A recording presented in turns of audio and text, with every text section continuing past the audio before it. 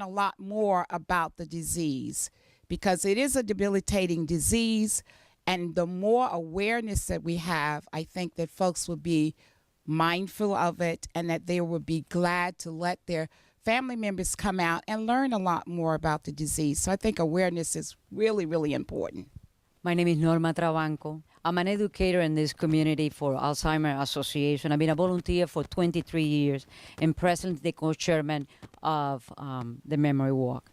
I wanted to mention something that Tony and everybody else has said here before. I was a caregiver myself, and I continue to be one. And it's pathetic that we don't have one single penny to help the families who are suffering every single day to take care of their loved ones. Thank you for your time. Congressman Deutsch, your reaction to this heavy stuff?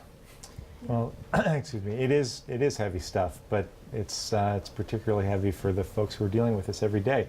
We, by having the opportunity to hear from caregivers and people who are suffering with Alzheimer's, Dr. Vance is doing such great work. There is, I think, an opportunity that this presents, an opportunity for Congress, an opportunity for the nation to dedicate itself to tackling this issue. We can make great strides. That's clear. I mean, there is, with an investment of research dollars from the federal government, that money can be leveraged with money coming from the university, from the private sector, from others who recognize the opportunities that exist with the right research.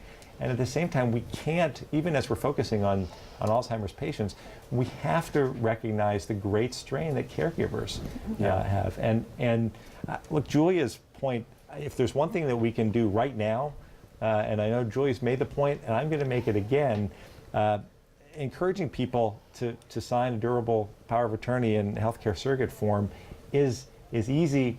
And if people find themselves in this position in the future, it's a very significant step to help make life better, both for the patient and for the caregiver. There's a lot that we can do. We just have to focus on it, and there's got to be an understanding that this is in everyone's best interest. This is not just some small group. The impact on all of us is so significant. Okay. And now here's a sample of what the Southeast chapter received online through email, YouTube, and Facebook. My biggest concern to be addressed through NAPA is caregiver stress and health. My cousin's been caregiving for her mother for 5 years. During that time, my cousin got ill and was hospitalized herself due to stress and ignoring her own health. Many people are the sole 24/7 caregiver and have no relief. Funding and availability of adult day programs are constantly being cut, leaving no option for family caregivers. Increased funding for respite and daycare will improve the quality of life for both the person with Alzheimer's and the caregiver. Please consider both parties while implementing this important law. Thank you, Barbara Canavan, Lake Worth, Florida. And here's one from a former caregiver. Finding a cure is the most important priority for NAPA. I also want the U.S. Congress to invest the proper funding in research and preventative measures and the connection between alcohol, stress, and smoking on Alzheimer's. I have a large family and fear these issues, along with hereditary factors, will affect the number of us who develop Alzheimer's. Alzheimer's will devastate my family and the country if we do not find a cure. Thank you, Joyce Borg, Harahan, Louisiana. Here's one concerned with training. Medical staffs working with Alzheimer's patients need more specialized training to properly deal with the various mood changes and unstable behavior of someone suffering from Alzheimer's. Compassion and understanding are essential. Tom Ellick from Oakland Park, Florida. And finally, this gentleman writes, I'd like to see the nursing home and Medicaid qualification process be streamlined.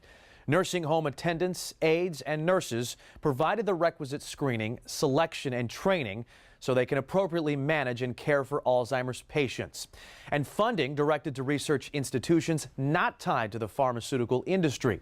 In the case of my father, the process took over 6 months while going back and forth with various case managers, nursing home visits, and interviews in our quest for a facility that could appropriately manage him.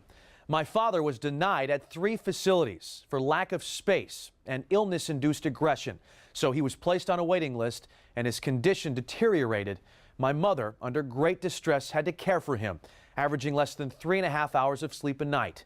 My father was eventually placed in a nursing home, but to our surprise, the facility did not have the appropriate talent to manage him. The most blaring case was finding his medication on the floor, the medication that aides were there to ensure he got. It is a painful process to leave a loved one in a nursing home. Let's not further compound it with facilities that are not prepared to handle such cases. Elias Jimenez from Miami Beach, Florida. Thank you all for your input. As you heard here today, everybody has heartbreaking stories of how Alzheimer's has affected them and somebody they loved. And my heart was broken in 1987. I was just 8 years old. My grandfather had Alzheimer's for 6 years, and he boarded a bus, went for a walk, boarded a bus, rode the bus to the end of the line. And when the bus got to the end of the line, he went for another walk, and he was really far from home, at least 10 miles.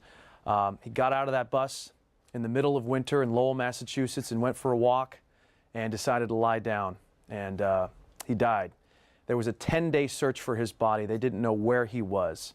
He lay down in the snow, and he was buried by snow, and so it took them 10 days to find him.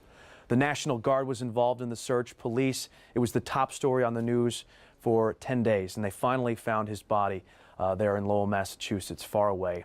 And that's when my heart was broken by this terrible disease. I've known about it my whole life, but I can't say the same for the youth of America. So that's what this whole point is. Let's get awareness, let's find a cure, let's find treatments so the suffering can end. I thank you for listening and thank you for supporting Alzheimer's. To sign up to become a local advocate, please go to the Southeast Florida chapter website. It's www.alz.org/SE-Florida. I'm WPLG's Jason Martinez. Have your voice heard. Stay in touch.